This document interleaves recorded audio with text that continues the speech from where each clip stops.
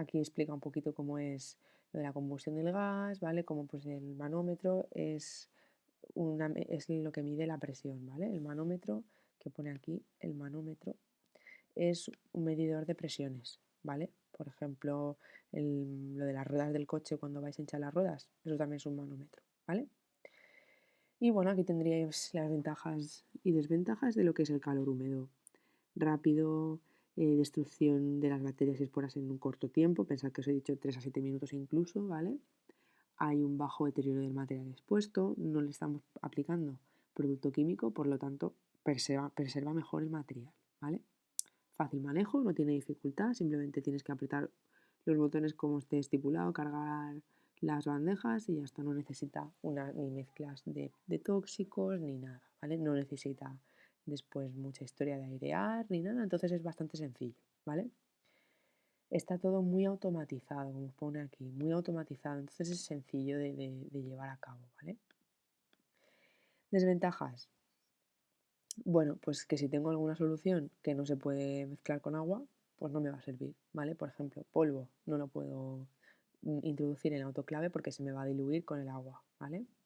Polvo, me diréis, ¿qué tipo de polvo? Pues imaginaos una ampolla de medicación, ¿vale? Que yo tenga que garantizar que esa ampolla es estéril, una ampolla de antibiótico que todavía no se ha mezclado, no se ha tratado y demás, solo viene el polvo, ¿vale? No se ha reconstituido, que es como se dice cuando mezclamos el suero o el agua destilada con el polvo de la medicación. Entonces, no lo podría utilizar, porque entonces lo que conseguiría es mezclarlo, ¿vale? Corrosivo con algunas cosas metálicas, ¿por qué? Pues porque al final es agua, ¿vale? Deteriora materiales sensibles, como por ejemplo un apósito adhesivo o el pegamento de las vendas. Todo el material sanitario tenéis que pensar que es estéril, casi todo, ¿vale? El que no lo sea lo pondrá, pero casi todo es estéril, entonces yo no puedo introducir un apósito que quiero pegar, imaginaros un apósito para una herida, que lo pongo con agua que no va a pegar después, ¿vale? No me va a funcionar. Entonces también pues tendríamos esta limitación. ¿Qué se puede esterilizar? Material textil, ¿vale? Lo que os he puesto aquí, ¿vale? Material de goma y material de látex. ¿Veis? Pues lo que os decía antes de las tetinas de los biberones, drenajes, cánulas de Guedel, por ejemplo. Sí que es cierto que las cánulas de Guedel no se suelen reutilizar, ¿vale? Pero se podría, ¿vale? Instrumental, pues pinzas, tijeras, bisturí, la caja instrumental entera, ¿vale? Por ejemplo, una cirugía de rodilla, por ejemplo. Una aguja, y las agujas se esterilizan, pues no todas, pero hay algunas que son específicas para algún tipo de técnica o, por ejemplo, agujas para un tipo de punción, que sí que se podrían esterilizar. En general, las del día a día de uso no lo hacemos. ¿Cuáles más? Pues plásticos resistentes, ¿vale? Los plásticos resistentes también se pueden esterilizar. Por ejemplo, imaginaos que os envían una vía central que tiene una serie de plásticos, una serie de cosas y no se utiliza. A lo mejor esa vía central vale X dinero, entonces se quiere reaprovechar porque no se ha utilizado y se vuelve a esterilizar para que se pueda luego introducir de nuevo en un paciente y darle uso. Por ejemplo, un portacat, ¿no? Un portacat vale 500 euros.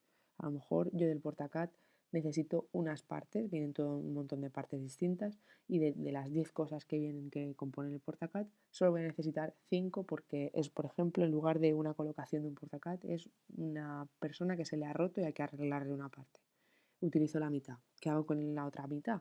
Con el dinero al que vale, no lo tiramos, ¿vale? Se envía y se esteriliza de nuevo, ¿vale? Luego, por ejemplo, las siliconas resistentes a tuladura, los respiradores, ¿vale? Cuando utilizamos un respirador, después hay una serie de conexiones y demás cosas que han estado expuestos a contaminaciones, entonces hay que esterilizarlo. Imaginaros un paciente intubado por coronavirus que después ese respirador no lo pudiéramos utilizar, no, hay que volverlo a poner en marcha. Entonces, lo que es la máquina en sí no se puede esterilizar porque se rompería, pero todas las conexiones, todos los tubos y demás, sí. ¿Vale? Vale. Luego aquí os he explicado otro proceso que es la tindalización. ¿Qué es eso? Sería pues parecido al autoclave, pero con calentamientos intermitentes. Es la única diferencia, ¿vale? En algunas situaciones se utiliza el tíndalo, que es el principio del tíndalo, ¿vale? Pero en general solo lo he puesto como curiosidad por si en algún sitio os lo encontráis, ¿vale? Vale, entonces, digamos que el calor húmedo va a tener 4 fases. 4 fases que son importantes. La primera es el acondicionamiento, ¿vale? Pues tengo que dejar que el material pueda recibir el vapor de agua. Por tanto, quitar el aire que haya en el material, ¿vale? Eh, Habrá que seguir las instrucciones del fabricante, pero bueno, en general, como se va introduciendo vapor por una tubería conectada a autoclave, ya va inyectando el vapor y se restituye todos los aires. Pero bueno, simplemente en vuestra cabeza que quede estructurado que antes de empezar lo tengo que preparar todo para que se pueda llevar a cabo. Es como, por ejemplo, meter una pinza o un coger en un autoclave cerrado no tiene sentido. Hay que dejarlo abierto para que la pinza se pueda lavar bien, ¿vale? Luego tenemos que tener en cuenta que tiene que haber una exposición al vapor, ¿vale? Va aumentando cada vez la presión más, la temperatura cada vez va a aumentar más hasta que llegue a la temperatura que nosotros hayamos programado, ¿vale? Entonces, cuando ya se ha alcanzado esa temperatura y esa presión que nosotros queremos, empieza la esterilización, ¿vale? ¿Qué viene después? Pues viene la evacuación del vapor. Poco a poco, ¿vale? Ese vapor que se ha alcanzado dentro va saliendo del autoclave, no fuga, ¿eh? Todo es controlado, unas tuberías y hasta que se consigue la presión otra vez normal que queríamos, ¿vale? Que es esto, hasta alcanzar valores negativos de presión, quiere decir que cuando yo introduzco aire dentro de una máquina aumento mucho la presión, pero a medida que va saliendo ese aire, la presión de dentro de la máquina disminuye, ¿vale? Y finalmente el secado. El calor de las paredes del autoclave, ¿vale? Harán que se evaporen las gotas, bueno, pues como habéis visto mil veces, cuando se evapora el agua, después se forman las gotas, ¿vale? Y el resultado, pues finalmente cuando ya se ha secado, es el producto estéril, ¿vale? Si no está seco, no está estéril, ¿vale? Pensadlo, siempre tengo que garantizar que ese autoclave queda seco. Si yo tengo un autoclave que después de dejarlo no seca, quiere decir que algo pasa, ¿vale? No está siendo seguro. Y el último trozo de la parte de sistemas físicos serían estas radiaciones ionizantes, ¿vale? ¿Qué van a hacer esas radiaciones? Pues lesionan los ácidos nucleicos de los microorganismos. Vaya, ácidos nucleicos. ¿Qué será eso? Pues ese ADN, ARN, en el caso de los virus, que era ácidos, ¿no? Nucleicos en sí. Y en el caso de la ARN, pues son también sistemas que los que tienen el ADN, pero en el caso de los virus es ARN, entonces sería lo mismo. Eso es lo que queremos atacar, ¿vale? Esos ácidos que conforman esas cadenas, que dan capacidad al microorganismo de existir. Entonces, ¿qué es lo que tenemos? Pues, ¿para qué? Pues para procesos industriales como la creación de guantes, las jeringas, ¿vale?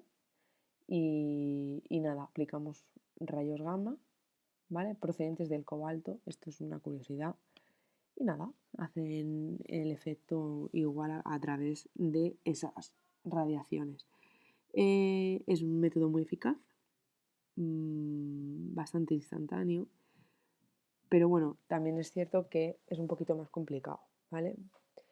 La acción va a depender del tiempo que esté radiando y expuesto, ¿vale? Y la dosis, es decir, cuánta cantidad de radiación yo emito sobre ese objeto. Las radiaciones ionizantes penetran muy bien, ¿vale?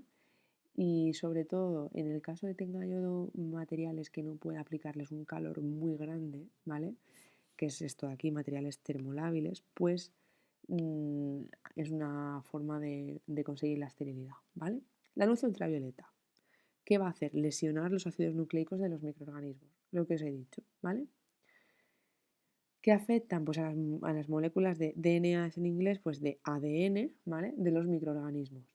Y bueno, puede esterilizar, por ejemplo, el que antibióticos, vacunas, alimentos, pero no va a ser lo que cada día os vayáis a encontrar. Esto es, digamos que es un método como un poco más industrial de cara a fabricación, de cara a creación de vacunas y demás, ¿vale?